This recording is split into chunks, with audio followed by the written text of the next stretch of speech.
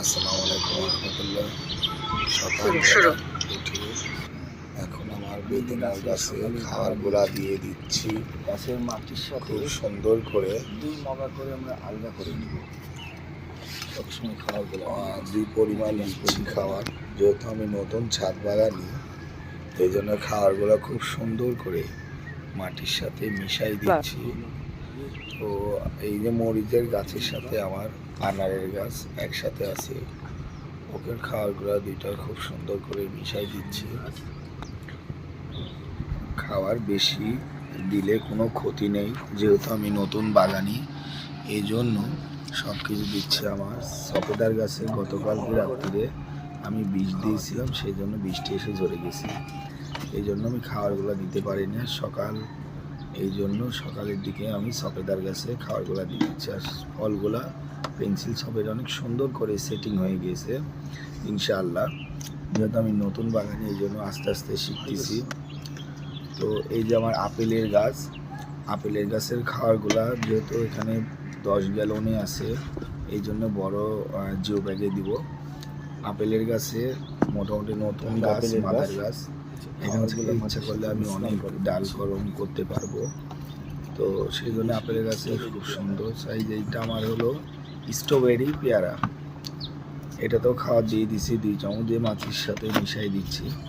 আশা করি 1 মাসের ভিতরে গাছের পরিবর্তন অনেক সুন্দর আসবে। এখানে অনেক রকম হাড়ের গুঁড়া, শিং গুঁড়া, আর এই যে আমার আঙ্গুর, বাইকুল আঙ্গুর যেটা বলেছে, কতটা আমি নাম জানি না, কোনটা কীরকম ভ্যারাইটি করে মাটির সাথে। তো গাছের এখানে লেখা ছিল, এটা ছিঁড়ে গেছে ওখান থেকে। এটা আমার পেয়ারার গাছ, পেয়ারা গাছে নতুন করে কুশি আসছে। আর ওগুলা দেওয়ার পরে সবাই পানি দিচ্ছি, গাছের খাবারগুলা যেহেতু মিশাই দিচ্ছি মাটির সাথে। এখন পানিগুলা প্রতিটা জায়গাতে 2 মগা করে দিয়ে দিচ্ছি। সব ক্ষেত্রে গাছের বেশি কথা হচ্ছে যে পরিচর্যাটা খুব সুন্দর করে পরিচর্যা করতে হবে। গাছে যেন ঘাস কোনো কিছু একটা বাচ্চাকে যেমন লালন পালন করা হয়, এরকমই করতে হবে। আপনারা দোয়া করেন। আসসালামু আলাইকুম রহমতুল্লাহ। সকালবেলা উঠে এখন আমার বেদনার গাছে খাবারগুলা দিয়ে দিচ্ছি। গাছের মাটির সাথে খুব সুন্দর করে 2 মগা করে আমরা আলগা করে নিব। সবসময় খাবারগুলো 2 পরিমাণ দিচ্ছি খাবার, যেহেতু আমি নতুন ছাদ বাগানি, এই জন্য খাবারগুলো খুব সুন্দর করে মাটির সাথে মিশাই দিচ্ছি। তো এই যে মরিচের গাছের সাথে আমার আনারের গাছ একসাথে আছে, ওকে খাবারগুলো দুইটা খুব সুন্দর করে মিশাই দিচ্ছি। খাবার বেশি দিলে কোনো ক্ষতি নেই, যেহেতু আমি নতুন বাগানি, এই জন্য সব কিছু দিচ্ছি। আমার সফেদার গাছে গতকালকে রাত্রিরে আমি বীজ দিয়েছিলাম, সেই জন্য বৃষ্টি এসে ঝরে গেছি, এই জন্য আমি খাবারগুলো দিতে পারি না সকাল, এই জন্য সকালের দিকে আমি সফেদার গাছে খাবারগুলো দিয়ে দিচ্ছি। আর ফলগুলা পেন্সিল সফেদ অনেক সুন্দর করে সেটিং হয়ে গিয়েছে ইনশাআল্লাহ। যেহেতু আমি নতুন বাগানি, এই জন্য আস্তে আস্তে শিখতেছি। তো এই যে আমার আপেলের গাছের খাবারগুলা যেহেতু এখানে 10 গ্যালনে আছে, এই জন্য বড় জিও ব্যাগে দিব।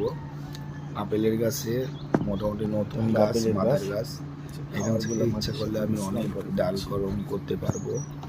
তো সেই জন্য আপেলের গাছে খুব সুন্দর সাইজ। এইটা আমার হলো স্ট্রবেরি পেয়ারা, এটা তো খাওয়া দিয়ে দিচ্ছি 2 চামচ, দিয়ে মাটির সাথে মিশাই দিচ্ছি। আশা করি 1 মাসের ভিতরে গাছের পরিবর্তন অনেক সুন্দর আসবে। এখানে অনেক রকম হাড়ের গুঁড়া, শিং গুঁড়া, আর এই যে আমার আঙ্গুর, বাইকুল আঙ্গুর যেটা বলেছে, কতটা আমি নাম জানি না, কোনটা কীরকম ভ্যারাইটি করে মাটির সাথে। তো গাছের এখানে লেখা ছিল, এটা ছিঁড়ে গেছে ওখান থেকে। এটা আমার পেয়ারার গাছ, পেয়ারা গাছে নতুন করে কুশি আসছে।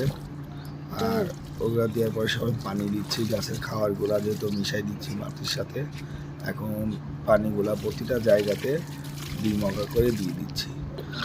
সব ক্ষেত্রে গাছের বেশি কথা হচ্ছে যে পরিচর্যাটা খুব সুন্দর করে পরিচর্যা করতে হবে। গাছে যেন ঘাস কোনো কিছু একটা বাচ্চাকে যেমন লালন পালন করা হয়, এরকমই করতে হবে। আপনারা দোয়া করেন।